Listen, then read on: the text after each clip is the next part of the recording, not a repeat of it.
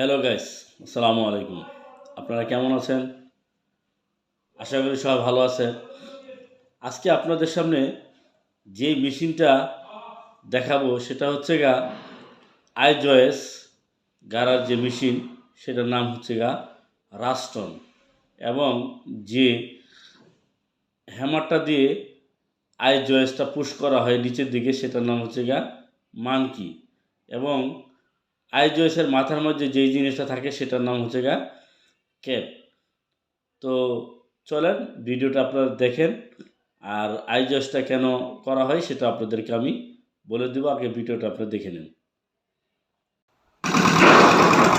দেখেন, যে আইজসটা যে গাঁটতেছে, যে মাল্টি ক্যাপ, এই মাল্টি ক্যাপের ওয়েটটা আপনার 15 মন।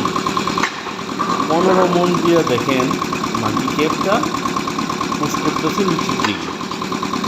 তো এরকম চতুর্দিকে দেখেন একটা করে একটা আইজয়েস আমরা ঘিরে নিচ্ছি, যাতে মাটিটা সুন্দরভাবে কাটা দেয় মাঝখানে, যাতে এই চতুর্দিকে যে মাটিটা যাতে বসে ভিতরের দিকে না আসে। যেহেতু আমরা 10 ফিট লেভেলে আমরা মাটিটা কাটবো, যেহেতু আমাদের সেমি বেসমেন্ট বেসমেন্ট নেই, সেক্ষেত্রে আমরা এখানে মাটিটা আমরা কেটে তুলে ফেলে দেবো। তারপর ওইখান থেকে আমরা কলামের বেস দাঁড় করাবো লেআউট দিয়ে।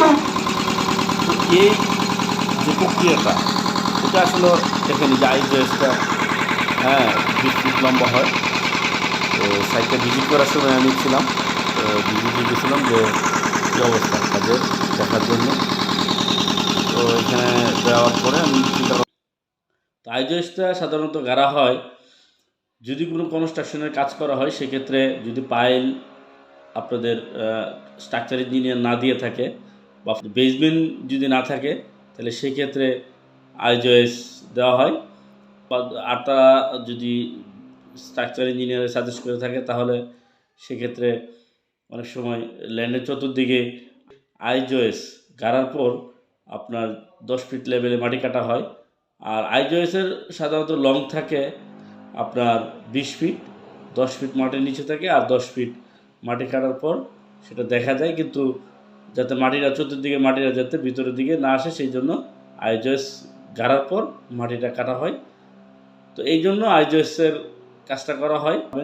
আর সাধারণত বর্তমান রেটে আইজয়েস গাড়া হচ্ছে, বর্তমান যে রেট সেটা হচ্ছে আপনার পার RFT 650 টাকা করে।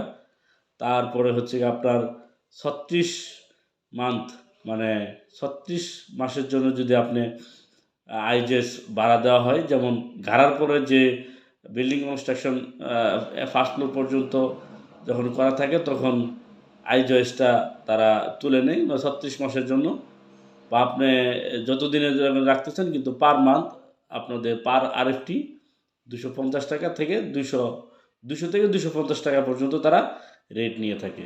এটা হচ্ছে ভাড়ার সিস্টেম। আর যারা 600 টাকা, সেটা হচ্ছে গাড়ার রেট। তো যদি আপনাদের ভালো লাগে, অবশ্যই আপনারা লাইক এবং কমেন্ট করে আমাদের পাশে থাকবেন। এবং যদি কেউ ফেসবুক পেজে যদি কেউ দেখে থাকেন, অবশ্যই আপনারা ফলো দিয়ে আমাদের সাথে থাকবেন। তো ভালো থাকবেন। আসসালামু আলাইকুম। আল্লাহ হাফিজ।